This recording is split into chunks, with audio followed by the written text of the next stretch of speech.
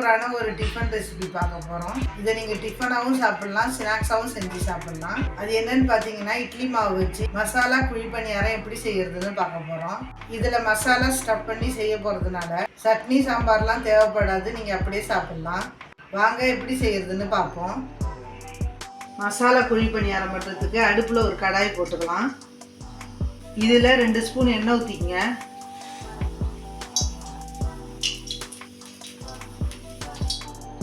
எண்ணெய் சூடானதும் 1/2 ஸ்பூன் கடுகு, கூடவே 1/2 ஸ்பூன் பெருங்காயத்தூள், கொஞ்சமாக கருவேப்பிலை,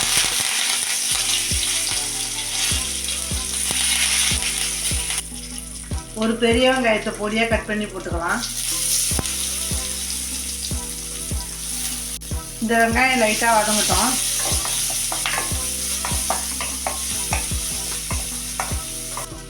கூடவே காரத்துக்கு ஒரு பச்சை மிளகாய் பொடியாக கட் பண்ணி சேர்த்துக்குங்க.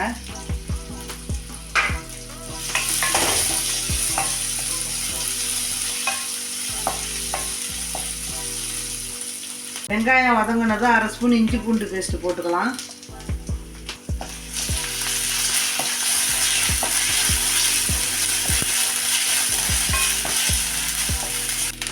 இப்போ பொடியாக கட் பண்ண ஒரு தக்காளியை போட்டுக்கணும்.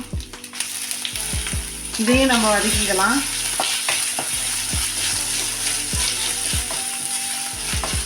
அடுத்தது பார்த்தீங்கன்னா 2 உருளைக்கிழங்கு அவிச்சு தோல் உரித்து மசிச்சு எடுத்து வச்சுருக்கேன்.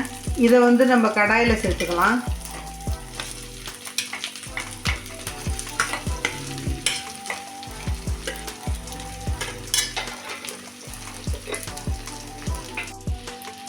இது கூடவே 1/4 ஸ்பூன் மஞ்சள்தூள் போட்டுக்கலாம்.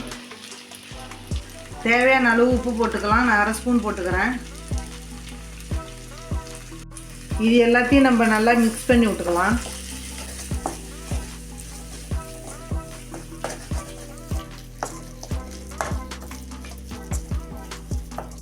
அவ்வளோதான், மசாலா ரெடி ஆகிடுச்சு. எடுத்து ஒரு ஓரமாக வச்சிடலாம்.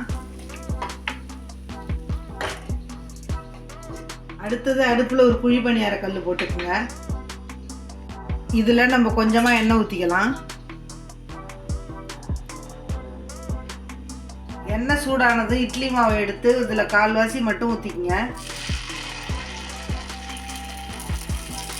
இந்த நேரத்தில் அடுப்பை லோ ஃப்ளேமில் வச்சு மாவு ஊற்றுங்க. அப்போ தான் அடி பிடிக்காமல் இருக்கும்.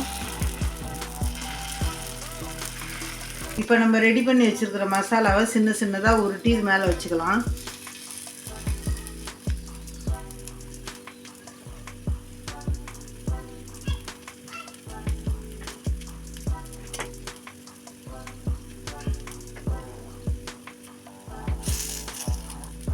இதுக்கு மேலே திரும்பவும் இட்லி மாவு ஊற்றி மூடிடுங்க.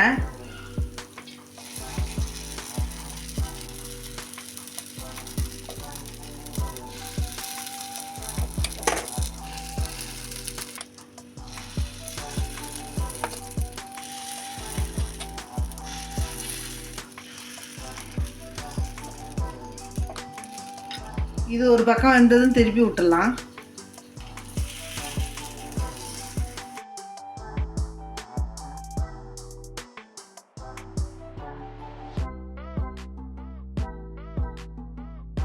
மசாலா குழி பணியாரம் ரெடி ஆயிடுச்சு. எடுத்து ஒரு தட்டில் வச்சிடலாம்.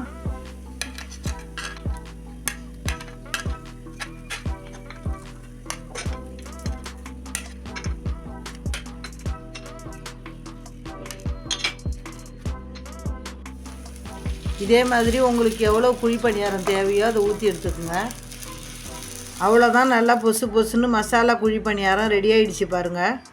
உள்ள மசாலா வச்சுருக்கிறதுனால சட்னி சாம்பார் கூட தேவைப்படாது. இது செய்கிறது ரொம்ப ரொம்ப ஈஸி தான். கண்டிப்பாக ட்ரை பண்ணி பாருங்கள். எங்கள் சேனலுக்கு சப்ஸ்கிரைப் பண்ணாதவங்க மறக்காமல் சப்ஸ்கிரைப் பண்ணிக்கோங்க. அப்படியே வீடியோ பிடிச்சிருந்ததுன்னா லைக் பண்ணுங்கள், ஷேர் பண்ணுங்கள், கமெண்ட் பண்ணுங்கள். நன்றி, வணக்கம்.